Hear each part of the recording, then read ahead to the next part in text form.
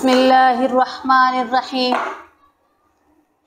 सूरह बकरा आयत नंबर 156 है। वबश्शिरिस साबिरीन, खुशखबरी दीजिए सब्र करने वालों को। अल्लज़ीना इज़ा असाबतहुम मुसीबा क़ालू इन्ना लिल्लाहि व इन्ना इलैहि राजिऊन। जब उन्हें कोई तकलीफ़ आती है, परेशानी आती है, कोई मुसीबत आती है, कहते हैं इन्ना लिल्लाहि व इन्ना इलैहि राजिऊन। हम उसी की तरफ से आए हैं और उसकी तरफ ही लौट कर जाना है। ये आयत इन्ना लिल्लाहि व इन्ना इलैहि राजिऊन, ये दुआ, इसकी बड़ी ज़्यादा फजीलत और अहमियत है। किसी चीज़ के गुमने पर, किसी चीज़ के खो जाने पर, किसी चीज़ के ना मिलने पर, किसी चीज़ के नुकसान पर ये दुआ पढ़ी जाती है, इन्ना लिल्लाहि व इन्ना इलैहि राजिऊन। ये नहीं कि कोई मर जाए, सिर्फ उसी पर ही, उसी का ही सुनकर हम ये दुआ पढ़ें।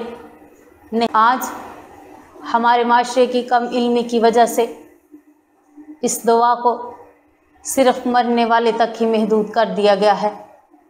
हमारे साथ ऐसा बड़ी दफ़ा हो चुका है, हम किसी के बारे में, किसी की बीमारी का सोचते हैं, सुनते हैं, फ़ौरन ज़ुबान पे आता है इन्ना लिल्लाहि व इन्ना इलैहि राजिऊन। तो आगे से जवाब आता है कि भाई अभी वो मरा नहीं है, ज़िंदा है, बीमार है। तो आप क्या पढ़ रहे हो? इन्ना लिल्लाहि व इन्ना इलैहि राजिऊन। याद रखिए, कुरान कहता है अल्लज़ीना इज़ा असाबतहुम मुसीबा, जब भी उन्हें कोई तकलीफ़ पहुंचती है, मुसीबत आती है, परेशानी आती है, तो क्या कहते हैं? इन्ना लिल्लाहि व इन्ना इलैहि राजिऊन। कोई चीज़ गुम जाती है, परेशानी आ जाती है, तो फिर क्या पढ़ना है? इन्ना लिल्लाहि व इन्ना इलैहि राजिऊन। नुकसान हो जाता है, क्या पढ़ना है? इन्ना लिल्लाहि व इन्ना इलैहि राजिऊन।